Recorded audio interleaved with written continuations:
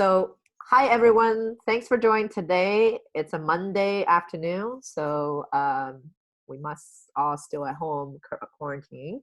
So I have Anselmo join me and Kelly join me. They're from SAS Water Conservation Company, and they are kind of our preferred vendor that we've been working with on a few our projects already on water conservation. So we had them coming in to kind of talk about how do you saving water. I think at this time, a lot of people, in syndication, people always talk about, hey, let's increase the rent, let's increase the collection. In the past couple of years, that kind of works. But oftentimes, saving cost is something that people don't talk about it very often because it's not really sexy. But there are some great ways to save utility bills, large or small properties, very easily actually with water specifically. That's what these guys are really good for. Can you give us a little bit intro for you guys? Absolutely. Yes. Go ahead, Kelly. Thank you for having us today. So my name is Kelly Stinson, and I am with SAS Water Conservation.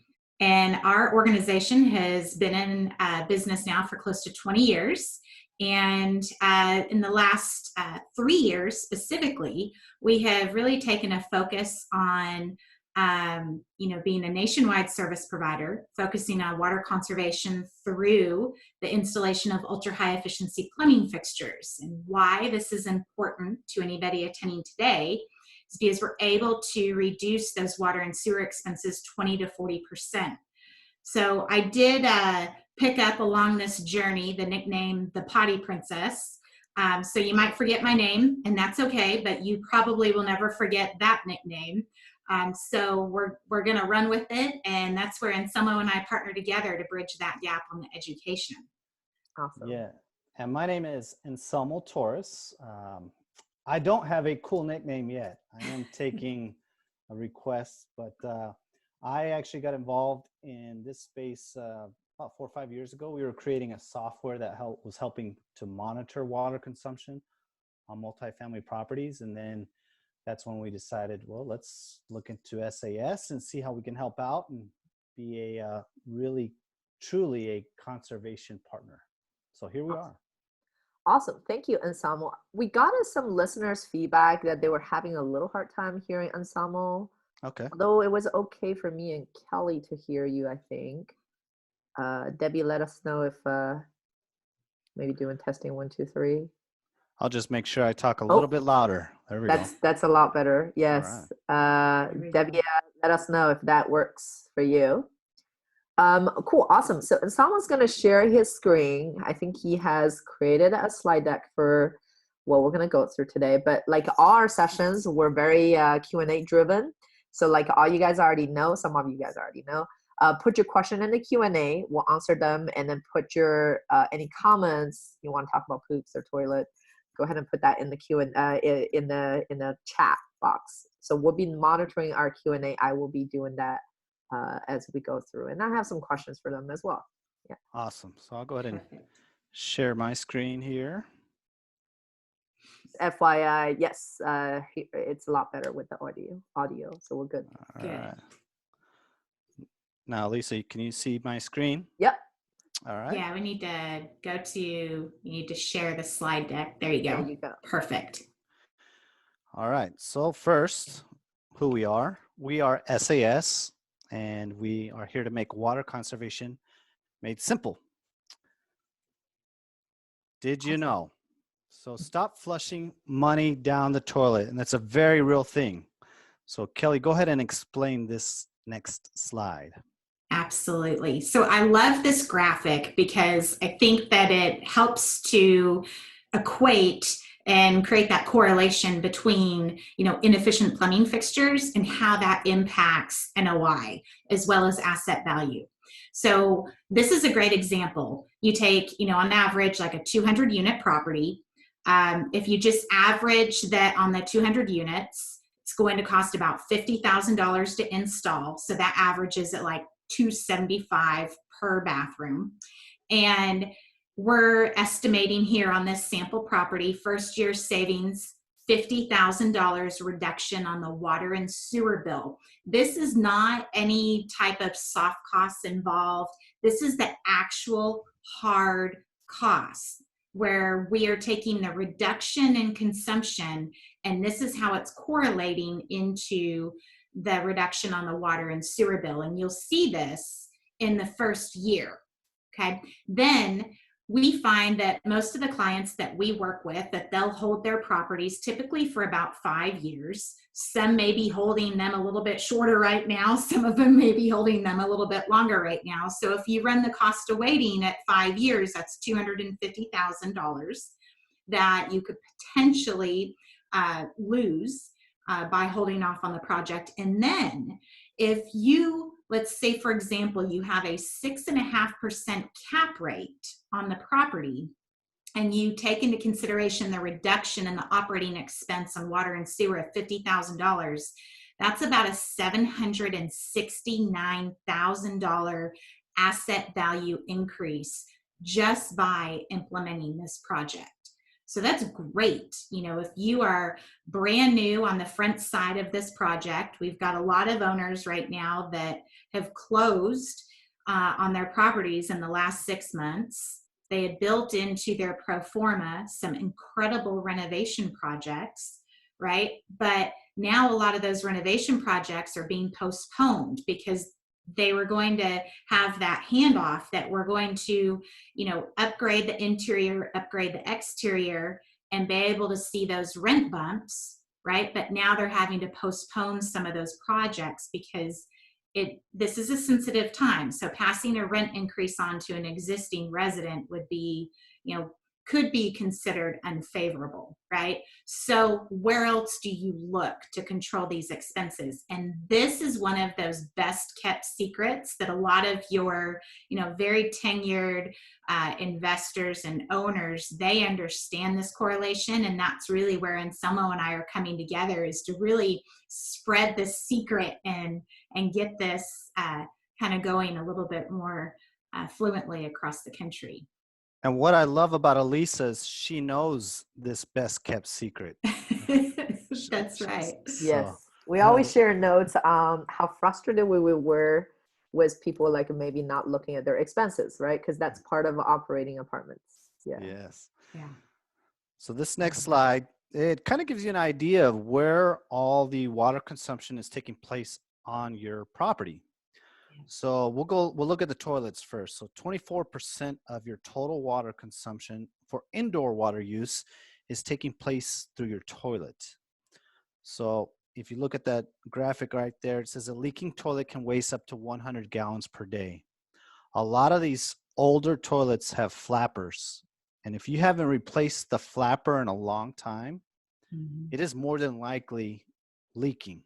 And I like to refer to it as a silent leak. It's the one you don't hear, but you definitely see it in your increased water bill. The other is the 20% comes out of your shower, and then 19% comes out of your faucets. And the faucets is the bathroom and the kitchen faucets. So between these three fixtures alone, that's 63% of your indoor water use. And then the 17% comes from your clothes washer, 7% comes from other, and then 13% comes from leaks. And 6% of that is leaks that come from your toilet. Yeah. And these are benchmarking analytics that are, you know, specific to the multifamily channel. So whether you have, you know, a duplex or you have a 200 unit or 2,000 door property, these are really great averages that you can use for indoor consumption. And I think what so many individuals don't realize is that each one of us flushes the toilet on average 3 to 5 times per day. And I bet you never thought that we were going to talk about this when you got out of bed this morning, right? Like, how many times a day do you flush a toilet? But seriously, that's occurring. And so when you have, you know, on average, what we see in our installations, a combination of really old fixtures that are like 3.5 gallons per flush. We typically see those in properties built before 1985.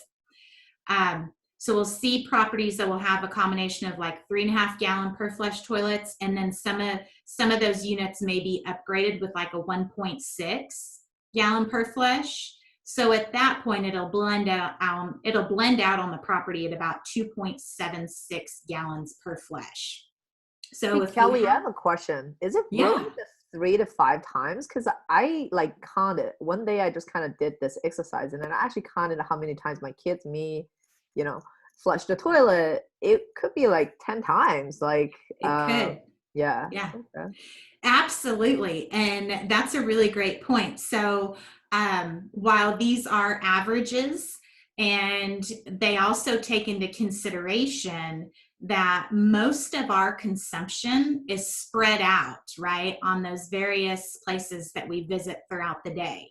So if you're not at home all day long, you might have spent your other 7 flushes at the office or at school or at 7-Eleven or wherever it is that you stop at, right? But we are seeing that these numbers are spot on, because with everybody on these shelter-in-place orders, some of our leak detection and our water monitoring programs are indicating that the consumption has increased 3 to 5 times on these properties. And that is going to be very, very painful for many of these owners who are on all bills paid properties, because they didn't have that into the budget already. And now you have these, inefficient fixtures and everybody's at home. So this is going to be a big bill. And if you have residents that are not paying their rent today and they're responsible for their utilities, they may not be paying their utilities either. So this is a really good area to focus in on, because you can turn it so quickly. Because like with our services, our crews will install 50 to 60 bathrooms a day. So on your first full monthly billing cycle after we finish installing, you're going to start to see that reduction on your water sewer bill. But this particular graphic here shares with you that, on average, gallons per flush is about 2.76. And then we're actually dropping that down by 72% to a 0.8 gallon per flush toilet. SAS exclusively installs the Niagara branded product. And the reason why we do that is because they are the most efficient products on the market today that actually work.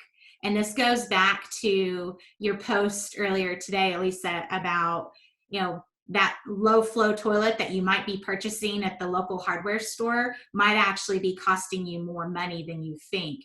And the reason why that is because not all toilets are created equal. Niagara actually re-engineered the toilet. They didn't just, make a more modern fixture and reduce the amount of water in the tank. They actually took the concept of the tank and the bowl together, and they designed a patented system that uses a vacuum assist technology so that you're able to use less water, but when you release the flush, it's basically siphoning the waste out of the toilet with a lot of force, but all that flushing is occurring under the water, so it's really quiet. So you've got like the airplane toilet, but super quiet, like, in stealth mode. And that's why Niagara calls it stealth, because it's really quiet. And this is great for those properties that are some of your aging properties, because you have this force coming out of the toilet and it's pushing the waste further down the carry line than any other toilet that's in this space today. So we see that even the regular non-conservation water, like, because that's kind of like what I had an issue with one of my complexes where the sewer line has rotted. And then we did have, because it's small multifamily, so we couldn't have you guys come in, but we installed all these low flow from Home Depot way before. And then coincidentally, after a couple of years, we had to replace on both sides on the down units. And that cost us like about $15,000 total, between the two Yeah. units. And you're saying that basically the Niagara ones not only save you water, but it has this super assisted push. Yep. So even if I compared it with a regular toilet that's flushing down the drain 5 gallon every time, like Niagara still does better than that. Yep, absolutely. Because they're able to use a reduced amount of water, and then they're using air, basically, a pressure assist air, or we call it vacuum assist, in the air pocket in the back of the toilet. So it's pushing all of the waste down. And that 0.8 gallons is really just to rinse the bowl and then to follow the waste. So that is one thing, though. So I do want to put this disclaimer out there, because most of the properties that we work on that are perfect candidates for this type of technology is going to be like Class B and Class C properties that were built before 1995.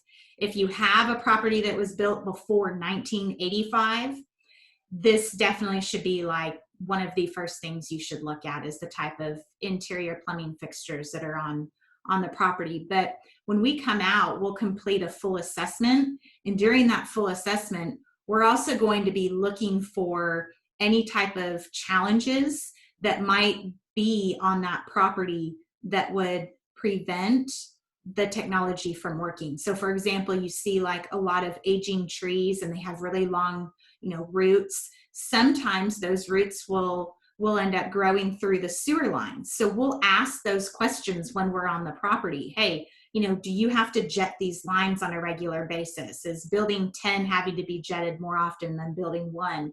And we'll try to uncover some of these things to ensure that once you do install something like this, it really is going to work long term.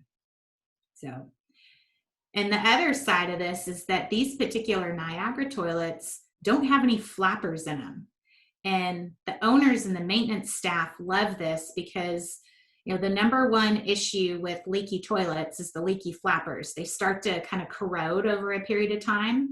So with the fact that these toilets don't have any flappers, they're virtually maintenance free. You're not going to have those leaks 2 or 3 years down the road. And then you have reduced work orders. So that in turn, you can take the maintenance staff and reallocate them to more priority issues like, HVAC, not worrying about those running toilets. Yeah, which always break down anyways. Yeah. I have a question about this then. We kind of been talking about flappers. Some of the property owner has told me, hey, it's fine, we're just going to replace the flapper on the old toilets. Mm-hmm. What are some of the downsides that you can see over there? Because to their mind, hey, flapper costs like what, $40, $30 a pot to kind of replace them per unit, right? So what would you say kind of like to these owners? Is there a kind of precaution that's similar as like install a low flow toilets from Home Depot? Is there kind of like the downside to that? Yeah, and that's a great question. In regard to just replacing the flapper, if the toilet is 1.6 gallon per flush or more, I would strongly encourage just changing the toilet out completely. Okay. Because even if you replace the flapper, every single time you flush, you're just wasting water. But then in addition to that, the flappers that are designed today are kind of just, they're not the OEM flappers for the toilet. So over time, they're going to deteriorate quicker than the OEM flapper for that toilet. All right. So if the owner is okay with, potential, work orders coming back around in, 12 or 14 months and no big deal, then that's fine. But the most important thing is that you're trying to reduce the water consumption. And just repairing a leaky toilet just with the flapper is not a long-term solution in our opinion. It really is a Band-Aid. You're just putting a Band-Aid on the toilet, expecting it to last longer. Yeah. The other thing, that flapper, the average lifespan on a flapper is 2 years. So especially now with people putting like those Clorox and bleach tablets inside their toilet bowls and tanks, Yeah. it's eating up that flapper that much quicker, creating that leak, that silent leak that Yeah. people aren't listening to or don't see. Yeah. Gotcha. And then so also then we have DIY landlords, including my boyfriend, fortunately. Some of our small units that he has decided it's a good idea to essentially, kind of adjust the water level a little bit, so make it into a low flow. And of course, combining with a flapper. So does that mean then we kind of get into the same as like the low flow situation where it could potentially cause sewer issues? So you're telling me he's putting a brick in the, is that what he's doing? Or the, No, he's adjust the water level. oh, okay. Yes. Yeah. A brick is a good idea too, actually. Well, Yeah, that won't work. No. That won't work long term either. That's funny. Yeah. No, we see that a lot. But those toilets were not designed to run with less water. So if you reduce the water, but you haven't changed any other factors on how the toilet operates, then you're going to get those increased clogs. Gotcha. And you're going to get that backup. So that's something to think about on those properties where you may have adjusted the water. Are people having to double or triple flush to get typical waste down the toilet? Yeah, I'm gonna clip this clip and then send it to him and ask him to kind of replace it with the right product. Yes. We see it all the time though. Yeah. Lisa, we see it all the time. Every time we come across bathrooms and toilets and we're looking, we like to flip the lid and we come across bricks and gallon jugs and Gatorade bottles, and you would be surprised what people are putting in their tank. Well, and we were at an event several months back at a really nice hotel in Dallas, and it was clear they had just upgraded all of their bathrooms in the rooms, and they were beautiful, but the toilet was still really big, and I was like, dang, that tank is really big. So we call it flip the lid. So I pulled the lid on it to look inside the toilet. And it's clear that they were having an issue with flappers because they had actually designed like a PVC pipe that they had duct taped over the top of the flapper. So it's like a weight that was holding on the flapper, but it was light enough so when you flush the toilet, it would still release the flapper up to let the water down. And I was thinking, wow, the amount of time it took them to cut each individual PVC pipe and put it all together. I'm like, you could have just taken the toilet out. So of course, you give him a call after, right? And then, like, I can solve your problem. Of course. Yeah. Awesome. Well, we'll go ahead and go to the next slide here. Yeah.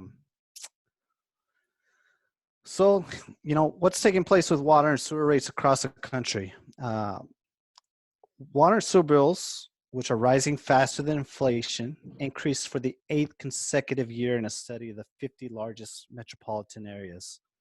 So I thought that was very, very interesting. The cities across the country are grappling with aging infrastructures. You see it in the local news all the time, national news about, all these water lines busting and, backing up traffic and causing issues. And it's really happening. There's aging infrastructure across the USA. And one of the biggest challenges is it's extremely expensive to replace, especially sewer infrastructure, right? Water infrastructure is a little bit cheaper, but sewer infrastructure, there's only one way it goes, and that's down. So you have to make sure that you build a sewer infrastructure that sends the sewer waste down without any assistance. So those are some of the challenges that we're seeing that are causing these increased water and sewer rates. On the right-hand side, we have a little graphic, be water aware. These are some of the markets that we see that have the highest water and sewer rates combined. So Georgia, for example, Oklahoma and Tulsa specifically, Tennessee and Nashville, Ohio, we have Cleveland and Columbus. Florida is an odd one. Sometimes their water rate is ridiculously low. And then others, it's really, really high. So Tampa and Fort Myers, are key. And then Texas, Kentucky, and California as a whole. Yeah. Yeah, and something that we encourage, investors, if they're looking at a property right now and they might be, trying to evaluate, hey, is this going to cash flow day one? One thing that they should take a look at is to log on to the local water sewer provider for that property and see if they have already approved a water rate increase either for the second half of this year or for 2021, because a lot of these groups have already posted those rate increases, and those increases are running anywhere between like 1.5% to 3% increase.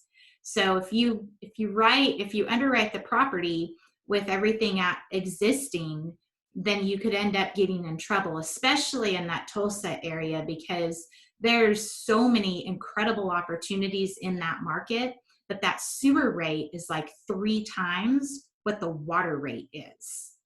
So when you're upgrading these toilets and shower heads and the faucet aerators, you're impacting both the water and the sewer. And I think we forget about that sometimes, that it's twofold. So what do you look for? And we like to call this flipping lids, because this is something that me and Kelly do This is wherever our favorite we're at. activity. I mean, we could be at a hotel, we could be at a bar, we could be at school, and we are looking at this kind of stuff. So especially toilets. So here on this page you see what we like to call flipping the lid. So go ahead and pull the lid off and see. Typically on the back of that tank is a date stamp. So it'll tell you when the toilet was built or installed. If it's before 1995, chances are it could be a 3.5 gallon per flush or even a 1.6, but it's going to be on the higher side, right? Yeah. Some of these arrows are pointing to the different areas that we pay attention to, like this one here in the middle with the kitchen faucet. So we pay attention to the aerator that's on this kitchen faucet to document what that flow rate is, because we would go in and unscrew that and install a Niagara one. Yep. And that faucet doesn't have an aerator on it. And that's what's concerning, is when we see something like this and you turn that water on full force, it exceeds our flow bag. So, that could easily be running, 8-10 gallons a minute. So if you're washing dishes for 10 minutes, you're just wasting all of that water. So by being able to put one of those, water compensating devices on there and bring that flow down to 1.5 gallons per minute, that's going to be a considerable savings, but still give the resident a great experience. The shower head diverter right here, I don't know if you can see me kind of circling it right here with the arrow. Yeah. Outside of toilets, that is one of the largest culprits for water leaks right there, is that tub diverter. So this shower head is actually off, but as you might not be able to see it, there's a steady stream of water coming out of it. So we always like to identify that. It's a big issue on a lot of properties outside of the toilet. Yeah, it is. And it's such an easy fix too. So, what we're finding with clients when they go and they upgrade their toilets and their faucets, if they also shore up the leaks, like these leaking tub diverters or these aerators, that they're able to see an additional reduction of 5 to 7%. These leaks really add up quickly, especially, we're talking about those EPA averages, that they average that each person takes about, a 10-minute shower. Well, we're super conservative in our calculations. So we don't say that everybody takes a 10-minute shower every single day. Shoot, I'm lucky if I can get my kids in the shower, 4 days a week. I probably shouldn't say that. but it's true. And as a parent, I'm sure that most people out there can relate to that. So When that happens, though, you're still going to have a lot of waste. And so we address all sides of this. And I think I had seen a question that popped up about the water shut off Yeah. for the toilets, right? I think over here the question was, what about the water hookup to the towel? Do you use the stainless steel line? That is a great question, and I'm glad that you asked that, because the stainless steel supply lines are really important. And with our installations, we include those. So that connects from the angle stop to the toilet. Because if you just pull the toilet out, you don't even change the supply line, that supply line is the same age as that toilet. So the gasket in there is probably wearing down. But also, if you're just going to use one of those, flexible PVC type supply lines, that is going to deteriorate over time as well. So we do use the stainless steel so that it'll hold. And then we also address the angle stops as well. While we're out there, conducting a full assessment, we'll look and see what the condition of the angle stops are in, if they're going to turn on and off, and if for some reason they need to be replaced, we can support along that way as well. But one of my favorite pictures is there on the bottom right. So you can, I don't know if you can see it, but obviously the toilet is really, really, really close to the sink. And it's a Niagara toilet, which we're going to give this owner super props for going with the most efficient technology. Yeah. But, you got to reach across just to get the toilet paper. So, yeah. Some areas to work on there, but at least they picked the right toilet, right? They did. And that was a full renovation that they did in-house, and they just took product only, which is perfectly fine.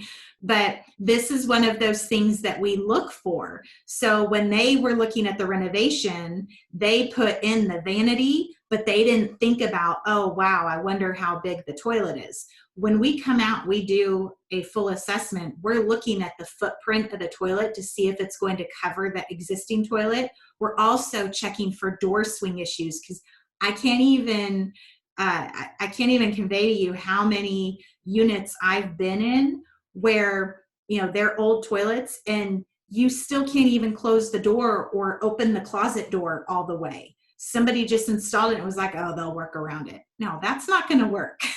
So we look for all those little things. It's funny, I have to share a story over here. I was contemplating if I should post this, but we have some, on our smaller units, the 36 unit, we have some electrician guys come out doing the HVAC, so they're replacing electrical panel. So we just got a maintenance request after 6 months, because this was installed during the winter, that one person's AC wasn't working. Basically what we found out was that the contractor has actually hooked up with a wrong unit, right? So just to kind of demonstrate, if you have just random contractor comes out doing these work for you or do it yourself, things could be not as expected. Yeah. Yeah, absolutely. This is one of those areas too where if the volume is there, it's just something that's better to reach out to us to do, because asking your maintenance staff to install 50 to 60 toilets, it may or may not work out well. So it's better to engage us. Yeah, and also, on the front side, if you're evaluating a property and you're curious as to what that, reduction might look like on a potential pro forma, that's something that we absolutely can help provide some of those recommendations back with some extremely conservative numbers. And then also, we're seeing a lot of owners that might acquire a property today that's all bills paid, and then they're going to convert it to RUBS, where they're going to, bill back to the resident. We can help with some of the recommendations around that and how that's going to also impact your operating expenses. We don't handle any of the RUBS billing, but our calculations were able to enhance that for you as well. So So yeah, so I can kind of attest to this, Anselmo, if I can kind of share Yeah, so I'll my stop screen sharing over my screen. here, which is gonna be really odd because I'm on Facebook and everybody has this like double image, infinite image thing that's coming up. Uh, so I'll make sure it's the right window that I'm sharing.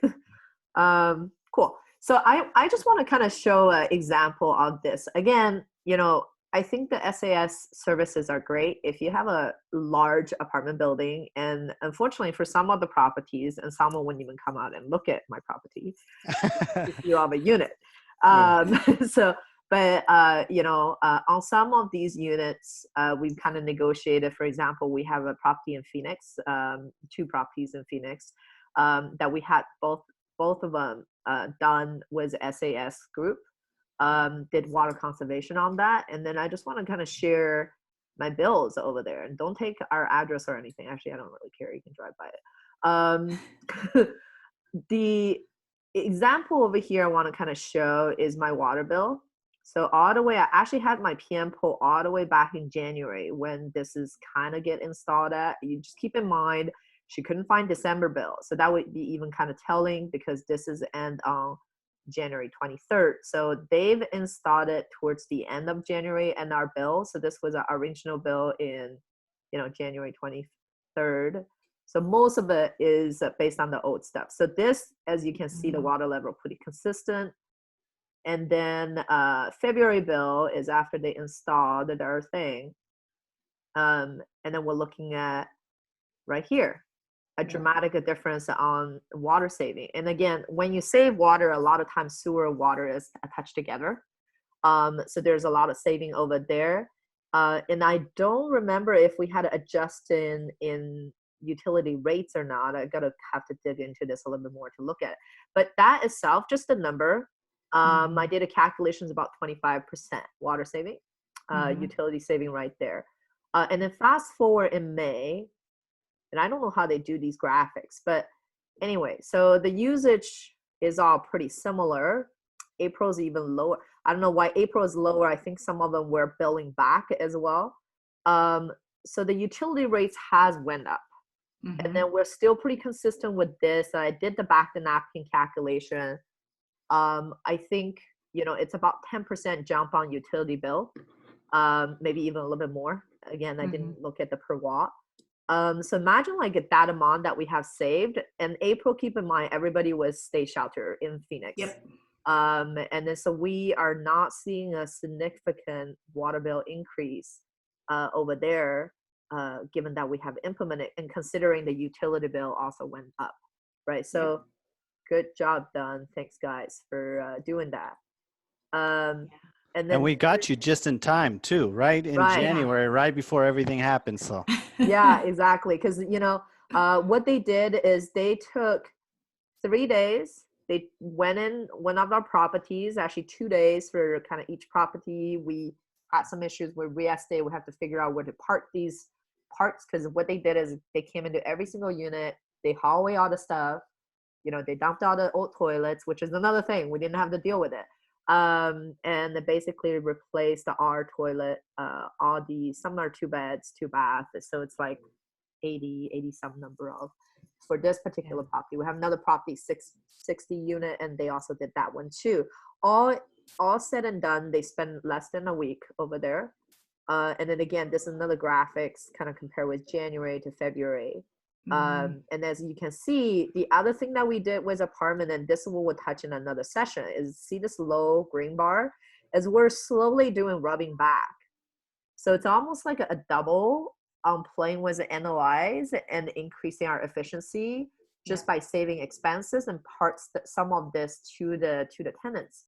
So to them, it wasn't like a view as an increase in price, increase in their overall billing. It's actually a decrease, even though we're slowly kind of building back the amount of money that we're doing that. So for us, we get more income and then less expenses. And for the tenants, it wasn't like something that's super noticeable.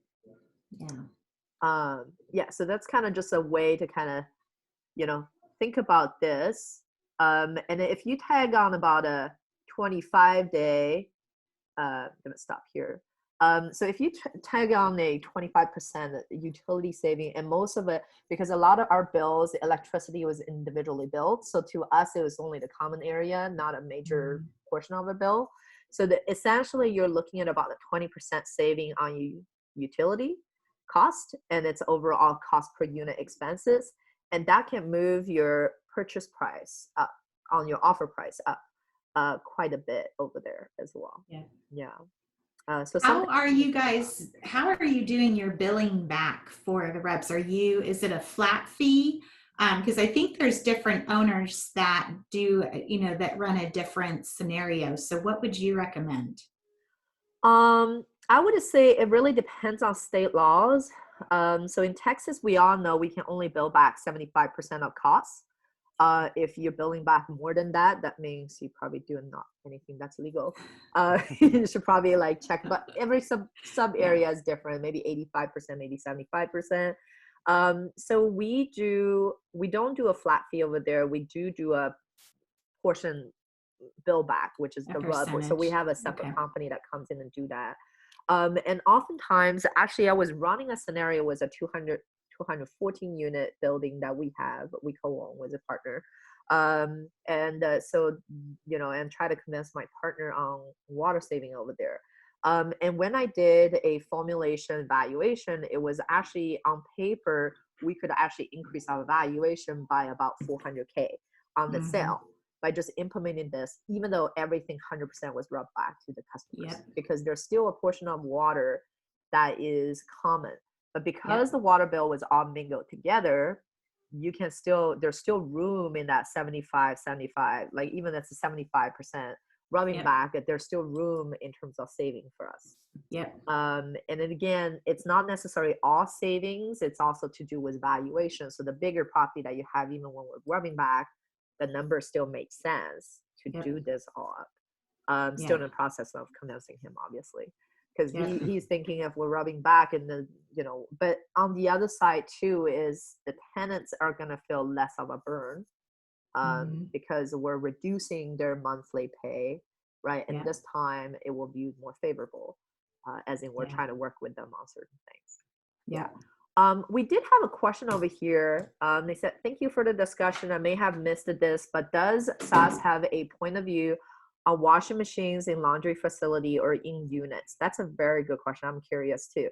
Either what machine to buy and how to retrofit existing units. So that's a great question. And I'm sure Anselmo's got, his recommendations on this, and I'll share a little bit of my experience. So number one, high efficiency machines across the board. If you're able to install those, then that's what we would recommend. So whether you put those individually in the unit or if you put them in a common area, I think what the true deciding factor on is going to be whether or not you have rubs, right? Because if the resident isn't paying the water, especially when now you're getting into the washing machine, and if you don't have, standards on that property where that resident can just bring in whatever washing machine they want, then it can potentially erode out a lot of water consumption. So our recommendation, or at least, my perspective is if you're going to allow for residents to bring in their own machines, then have them be required to be the high efficiency machines. And if they can't have that, then have a source for them where they can rent one at a discounted rate.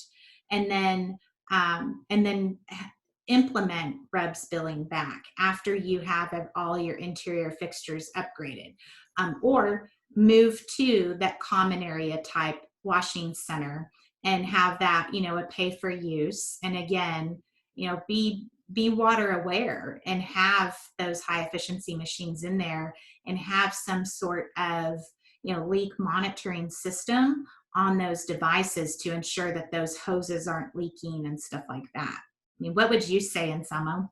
Well, I think you covered the part that I was going to address is if they are not able to provide their own, work with an organization or a company out there that can provide those ultra high efficiency, washer and dryers, Yeah. and then, bill it back to the customer, a portion of that, or, Yeah.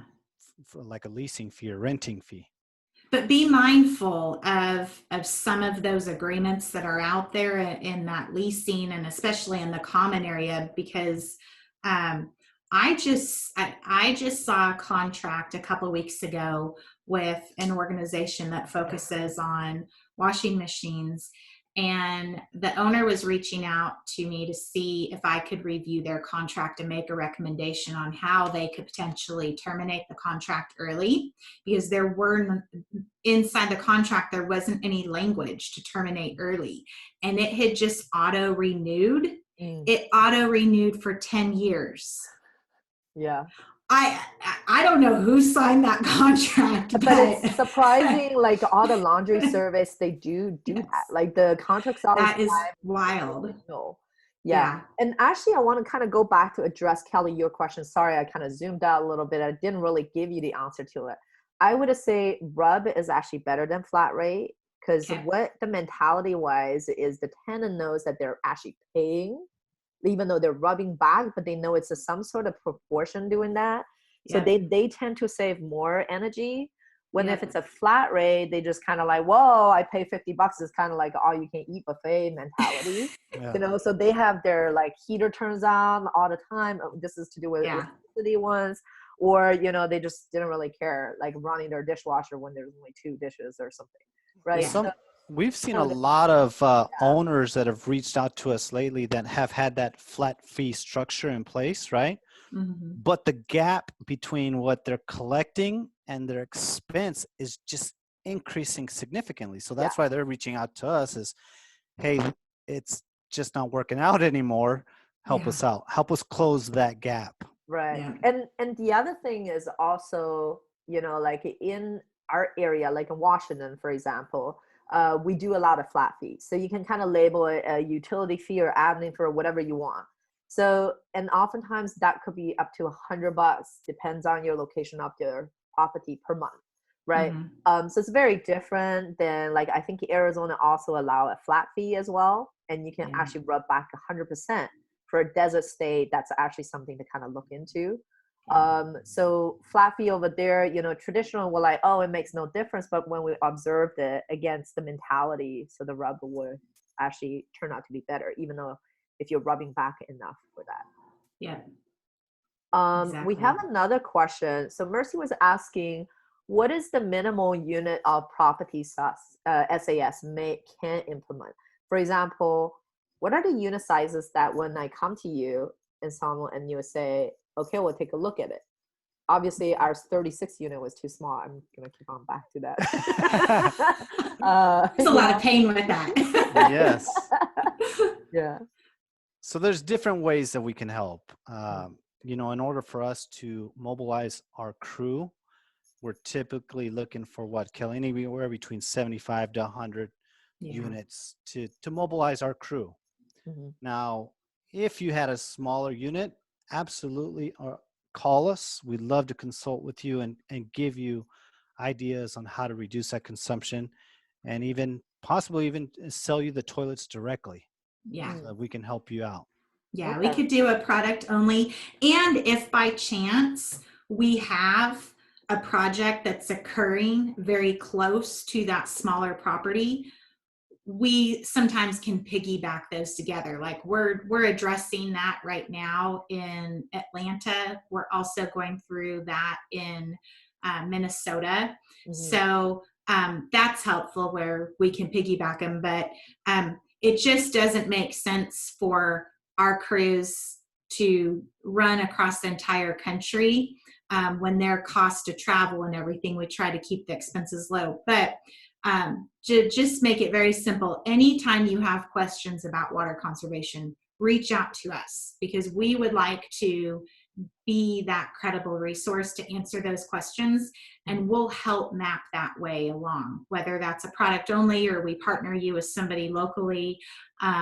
And then 75 to 100 toilets is really the ideal to put our crews out there. Gotcha. So if I had a neighbor property and I know the owner, let's say, then I could potentially partner with them to say, hey, we actually have 200 units over here, 100 units over here, even though it's kind of like the 36 split with, you know, this whatever 66, both are below your usual number of size of the Exactly. units. Exactly. Put them all together. Gotcha. Yeah. Yes. So that's the power of a community over here, right? So I want to kind of tell people over here is that, hey, we are in, some of them are in syndication or small owner, and then, you know, sometimes just kind of creating that community, know who each other's owner, which our properties are. We don't necessarily have to compete with each other.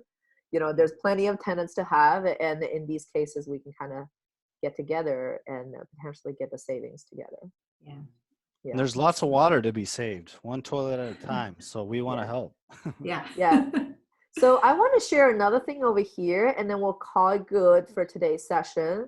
And again, if you want to ask any question, please put your questions in the Q&A or on the comments. So I want to kind of share this report that Anselmo has like prepared for us. So they came out for a whole day, asked us out our unit on one of the properties over here. So this is the type of report that you should be expecting getting from them. You know, very detailed. We do pay a fee up in the front. Very small fee. It's good investment just to even know what the leakage per unit are. You know, like they tell us right away a couple things that needs to be done, and we had our PMs to kind of fix some of stuff, and some of them would just looked at it and said, okay, they're gonna install in couple, because it took us a month, right? Like, because mostly on our side, we were kind of like dragging our feet, and we were doing some other stuff, posting notice and all the other stuff. But by the time they came out and we paid our bills, you know, like it was like a month later or so. So, you know, so they, we were able to kind of fix some of these things, but also some we just said, hey, it makes no sense to kind of fix, you know, before we move forward. I think the other property had more stuff to fix. This one has less. Yeah, kind of that one was in really great shape, you know, as far as leaks go. Yeah. So, but as far as like inefficient fixtures, this is the nice thing is that because we come in and we document that fixture rated flow rate of everything, that's how we're able to get to, this is what your estimated savings is going to look like. We're not just throwing a dart at the board and guessing. And then we can adjust some of the other variables as well. So if we know that, you know, the average residence per unit on your property is 2.1, then we can run that into the calculations. We want to make sure when we get through this, before we even commence an installation, that you are able to back into the numbers completely and understand what's driving this. Yeah, exactly. Yeah, because so as you can see, because this is an 80s product, nobody ever replaced anything. Then you can see for some of these units, it's 3 times saving. Like it was a 0.8 replacing a 2.2. So this is a huge in the underwriting too. And in our underwriting, we only used about 10% save it. So obviously they kind of really double the saving over there. Yeah. Yep. Great. It's awesome. Just want to kind of share that and say thank you to you guys. Yeah. Thank you for having us. Yeah, definitely. It was really fun. And again, the session will be recorded. I'm very glad today is the only day people haven't asked that question to me yet. And if you have any other questions, and I will send out a follow-up email, and so you have Kelly and Anselmo's, you know, contact information. And for you to kind of follow up, because some of our listeners right now may not be ready to look for them, you know, having a property to implement them. But in the future, you're like, oh, who's that person that I was kind of talking to? You know, you have this email in your inbox on that. And Kelly mentioned, you know, in the underwriting. So if you're looking at a property and you're looking to underwrite it, you know, reach out to us. We can provide you a free pre-proposal to help you out. Yeah. And I forgot to mention, as such, they usually do in our underwriting due diligence process. Yeah. Good. Awesome. Good conversation. Thank you. Yeah, definitely. Thank you so much for tuning in today. Thank you, Kelly and Anselmo, for your precious time. Yes. And thank you, everyone, for tuning in today, and for folks who's going to be tuning in the recording. Yes. Awesome. Thank you. Thank you.